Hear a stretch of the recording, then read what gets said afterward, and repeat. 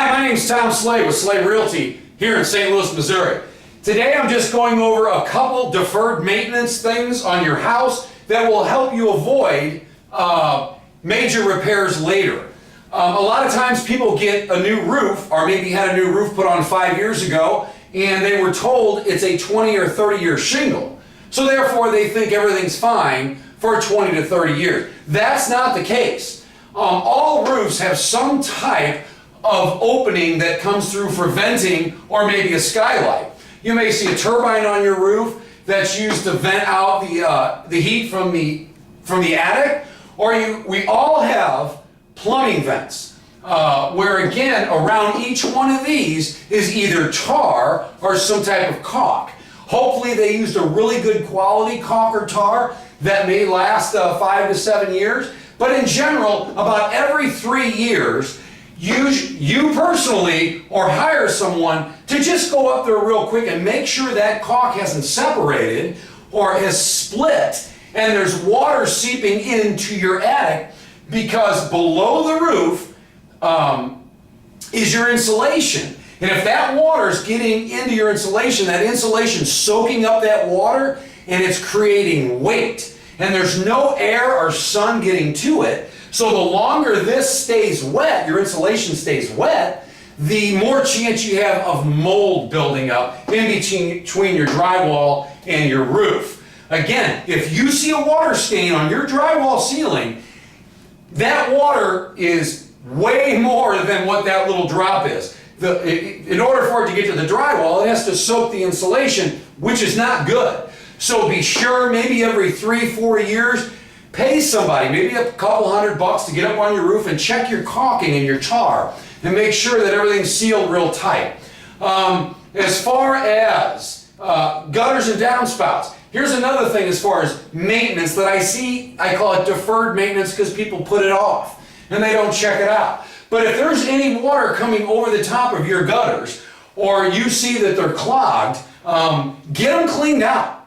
Attack the problem, attack the issue before it becomes a major problem. Because as this water, if your gutters are backed up, that water is going over the top.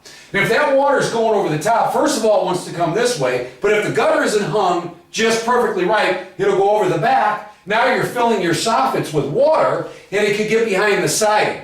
What's behind the siding? Your foam board or plywood. And once that gets wet, it has seams. Now it's getting the insulation behind that wet. Again, you got the same problem.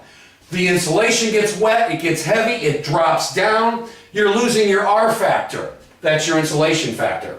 And also between the drywall and the wall, there's a good chance of mold buildup. So if you see your gutters overflowing at all, get it inspected and solve the problem right away.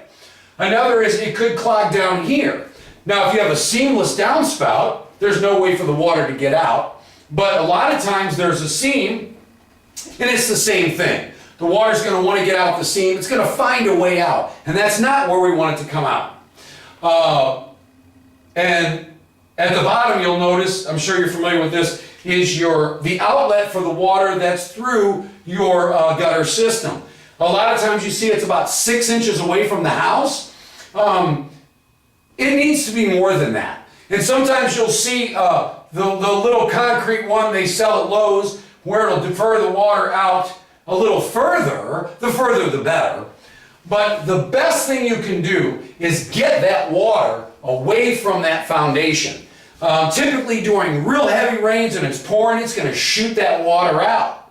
But we have a lot of rains that are slow and long. Well, that's where the water's going to basically soak this area. And as this ground soaks close to the foundation, it creates pressure on your foundation. And over a long period of time, that's not good.